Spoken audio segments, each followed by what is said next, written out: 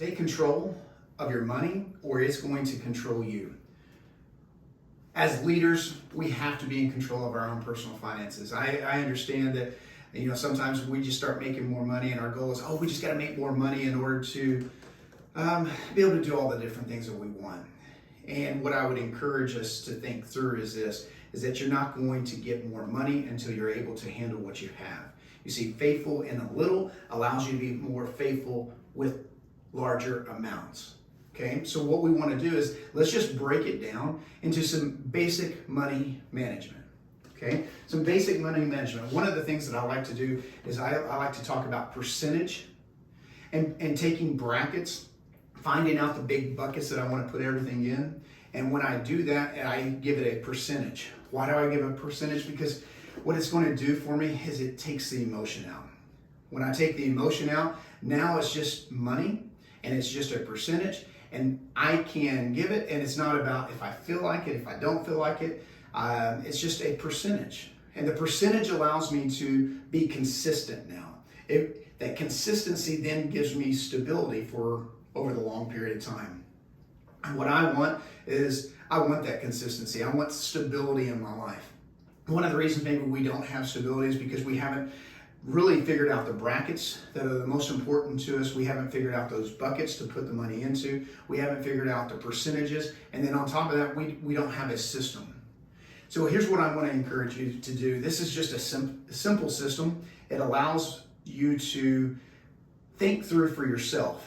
You can change the percentages however you would like, but I'm going to give you an ideal way to budget, ideal way to put money into brackets, and then even think through those different brackets. So here's the very first one. So I would say, first of all, look at 10% giving. I know that's, what? You do that at the beginning? I know some people like to give after they do all the bills, after they do all the things. For me, one of the reasons I like to do this first is because I want to make sure it happens. You see, when I put giving first, what it does is it forces me to get my budget really consistent and clear all the way down through. Even as a company, when I leave, see, we started several companies, and my wife and I, as we talk through different things, one of the things that we do is we talk about right from the beginning, how much are we going to give, what's the percentage, and what does that look like? Why do I do this? Is because when I am generous, when I'm giving back to society, when I'm giving to people in need, when I'm giving to others, what it does for me is it blesses me. It helps me to play at that infinite game, if you will, that the game that's going to outlast myself, the game that's bigger than me. It causes me to make sure I keep my purpose in full view.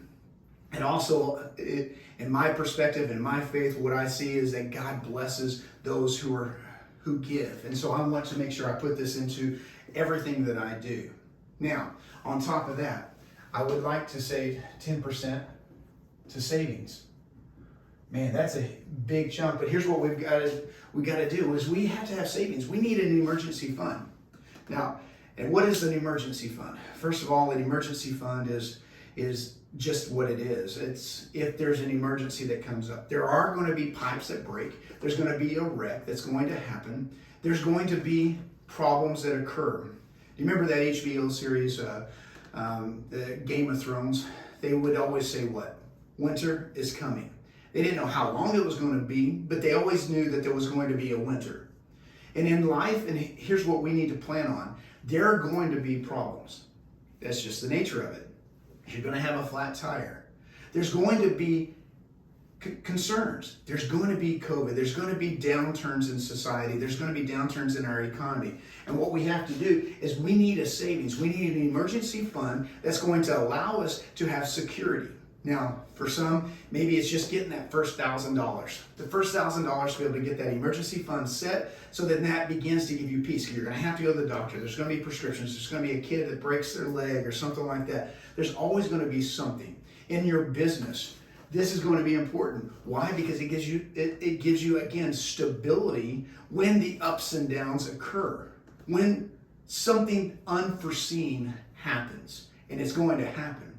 So setting out and saying we're going to have savings, okay? Now remember, this is just an ideal way of looking at it. The next thing that we need to do is we need to put 10% into retirement. 10% into retirement. At some point, I expect to live long enough to be able to enjoy retirement as well. Yes, I want to enjoy my life now, and I want to enjoy what's going on, but there will be a day and age when my body is not able to continue, and I want to have the money to be able to, if I can't work, to not have to work. Now, if I want to work and I want to do things, then that's okay, but I want choices, I want options. And in order to have options, we have to be able to put money back to talk about retirement so that there will come a day when I can step back, okay? Not only that, then what we also need to do is 10% to invest. This is where I begin to put my money into people, into businesses, into other organizations, maybe into something else that allows my money to start growing and making money for me. See, if I'm always tied to where I'm having to work 9 to 5 or work hourly or work for a salary, then I'm always going to be stuck right there. But when I can take my money and I can begin to push myself to make sure that I am now being a part of society where I'm allowing somebody else to use my money to build more money, to be able to invest and bring money back. I want my money to be working. Matter of fact, I want this to begin happening where I'm making more money from my money making money, right? That makes it a lot easier. It's a lot easier to have my money making money for me than me having to go out and put my time, effort, and energy into it.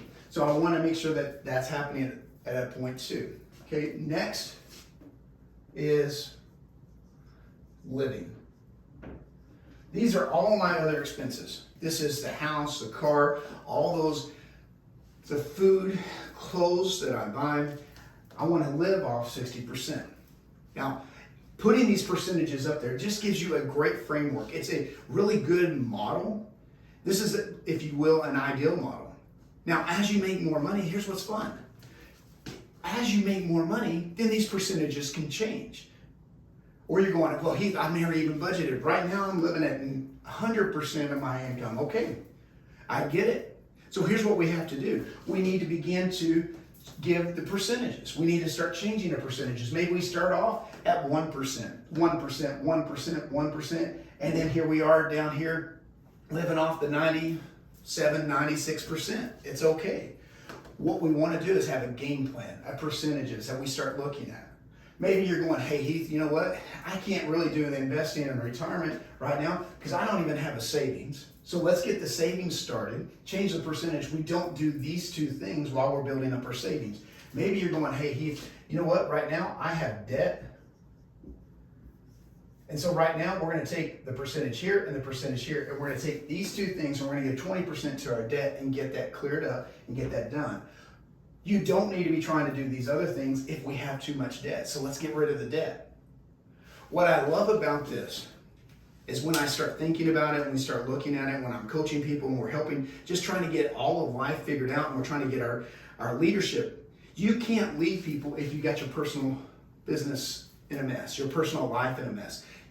To lead your business and you don't know how to personally finance, here's what's going to happen. You're going to be out of whack as well in your business. So what we got to do is create a game plan. Figure out a game plan. Figure out your brackets. If it's to get rid of debt, let's get rid of debt. Let's take these two things out. And now we still have, we're giving, now we're saving, and then we're getting rid of debt. Change the percentages. When you start making enough, what would it look like? How fun would it be? You're going, hey Heath, I just made $1 million. And you're giving 10, 10, 10, and you're walking through it. That means you gave $100,000 away. What would that look like? How fun would that be? $100,000. What if you even flipped it around and you go, you know what? I'm going after giving away. I want to give $1 million. Well, it'd be easy if I made $10 million. Well, you probably haven't written that $1 million check first to give away. I will challenge you and encourage you. $1 given away 10 cents or 1 million giving away 100,000 is still going to be a big change. You won't be able to give the million if you haven't been given the 5,000, 10,000, 100,000 along the way. How fun would it be to get control of your life? To get control of your life in such a way that you begin to now love what you're doing, to have stability, to take the emotion out. And so here's what I would challenge you. Get with your spouse, get with yourself, write down, sit down, think through it. To get control of your life, change the percentages, whatever you can do now, with the goals. Put goals. I want to be at this percentage. I want to be at whatever percentage is that you think is important for you. Whatever it is, let's take the emotion out. Let's get consistent. Let's bring stability into your life by taking control of our money.